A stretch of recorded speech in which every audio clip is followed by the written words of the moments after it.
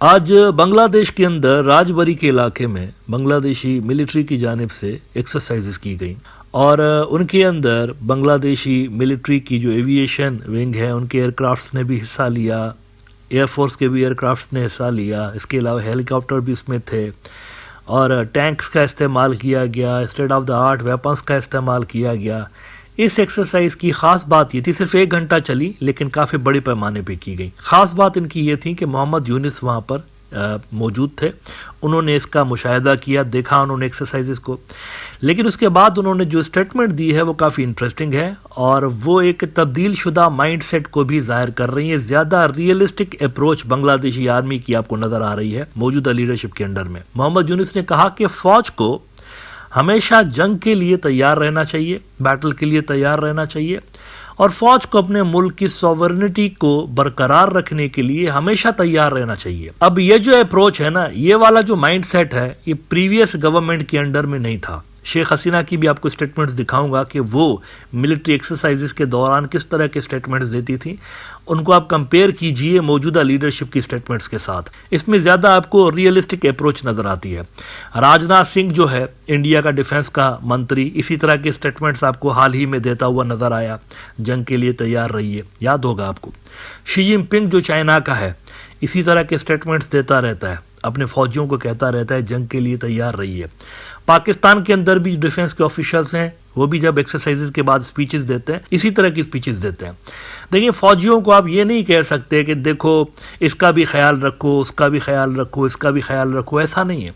फौजी का सिर्फ एक ही मकसद होता है, अपने मुल्क को बचाना है, उसकी सॉवरेनिटी को बचाना है। तो रियलिस्टिक अप्रोच यही है जो कि मोहम्मद यूनिस की स्टेटमेंट में नजर आई, जंग के लिए तैयार रहिए। बिजनेस स्टैंडर्ड ने रिपोर्ट किया, chief adviser witnesses army manoeuvre exercise in Rajbari. इसमें वो कहते हैं कि giving the closing speech after observing the exercise, professor Yunus said Bangladesh army is the pride and trust of the nation. To realise the goal, Bangladesh army being imbued with the mantra training is the best welfare should acquire the operational skills through modern and time befitting training and keep its members ready for war to protect the country's sovereignty। इसके अलावा daily star ने भी report किया, army must always be battle ready. अब इसको मैं realistic approach कह रहा हूं। जब आप जवानों से बात करते हैं ना, सोल्जर्स से, उनको यही समझाते हैं आप कि आपका ये काम है, आपने मुल्क को बचाना है, सॉवरेनिटी को बचाना है, इसीलिए आपने हमेशा रेडी रहना है। लेकिन शेख हसीना के ज़माने की ज़रा बांग्लादेशी मिलिट्री की अप्रोच देखते हैं कि लीडरशिप की उस वक्त अप्रोच क्या थी। 1-2 साल पहले शेख हसीना साहबा इसी तरह के किसी एक्सरसाइज के अंदर गई और वहाँ पर उन्होंने क्या स्टेटमेंट्स दिए, ज़रा वो देख लीजिए। प्रथम अलो को मैं कोट करता हूँ, 4 दिसंबर 2022, we want peace not war, PM Hasina. यानी ये वहाँ पर सोल्जर्स के सामने खड़ी हुई हैं, उनको कह रही हैं देखो जंग थोड़ी लड़नी है, हमें छोड़ो जंग को, क्या रखा है। आपको याद नहीं है बंगबंधु क्या कहता था, love towards all, malice towards none. अब अगर आप मिलिट्री के जवानों के सामने खड़े होकर ये बातें कहेंगे तो उनका तो आधा मोराल वैसे ही गिर जाएगा। अब ऑब्वियसली उनके जहन में ये चीज़ आएगी कि हम फिर कर क्या रहे हैं यहाँ पर। अगर हमने बैटल के लिए रेडी नहीं होना और पीस भी ही करना है तो फिर तो यहाँ पर साधुओं को भर्ती कर दें बॉर्डर्स के ऊपर, हमारा क्या काम है।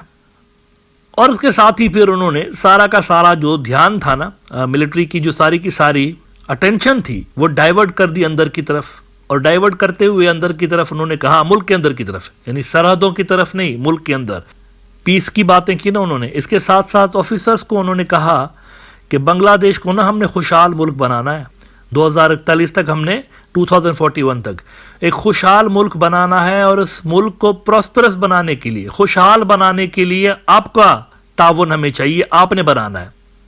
अब प्रॉस्परस का क्या मतलब होता है, वेल्दी। अब आर्मी वालों ने अगर वेल्थ क्रिएट करनी है तो बॉर्डर कौन देखेगा फिर।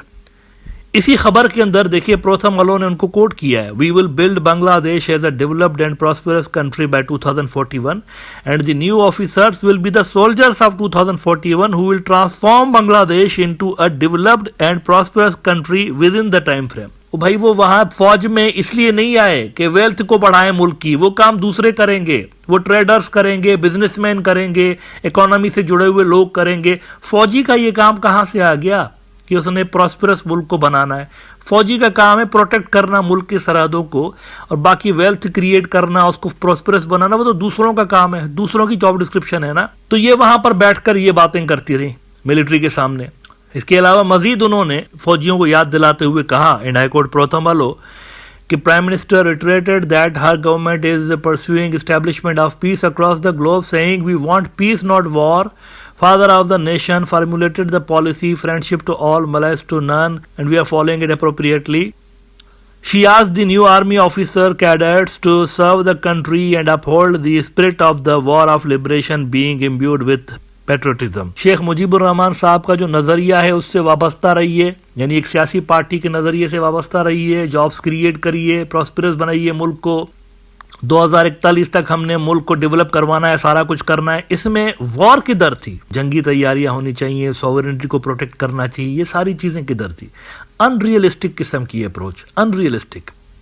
जबकि ये जो मौजूदा लीडरशिप है इनकी जो आपको एक अप्रोच नजर आ रही है वो रियलिस्टिक नजर आ रही है. सिर्फ ग्राउंड पे वो कह नहीं रहे लफाजी तौर पर.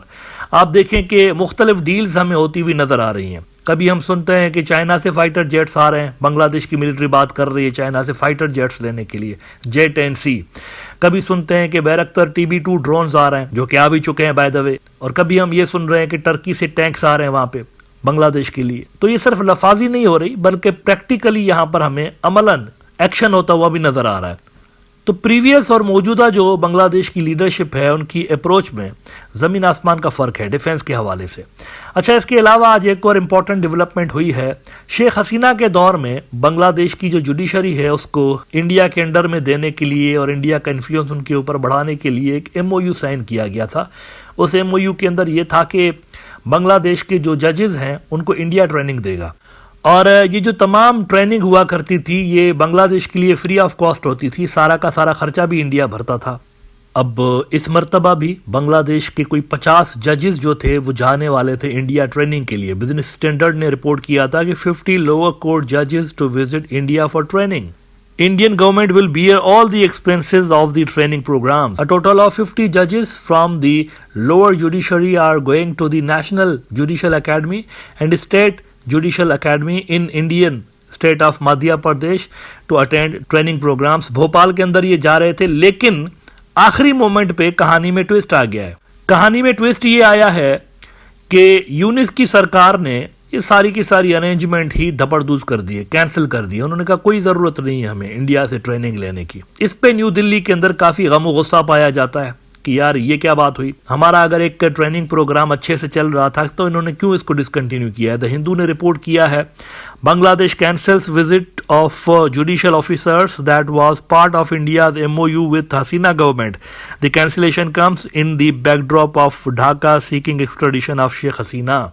अच्छा, ये जो कैंसिलेशन हुई है ना उसके बाद ये फिलहाल क्लियर नहीं है कि ये परमानेंटली इन्होंने कैंसिल कर दिया है, ये वाला जो भी प्रोग्राम चल रहा था काफ़ी अरसे से लेके इसको परमानेंटली इन्होंने क्लोज कर दिया है या ये सिर्फ इस बार के लिए इन्होंने क्लोज किया है, ये अभी सर्टेन नहीं है. लेकिन इंडिया के अंदर जो पॉलिसी मेकर्स हैं वहां पर फीलिंग्स यही है कि ये शेख हसीना की जो हवालगी है उसके साथ जुड़ा हुआ एक मुद्दा है. प्रोटेस्ट बांग्लादेश ने एक तरह से खामोशी के साथ लॉन्च किया है, वो इसको इस एंगल से देख रहे हैं.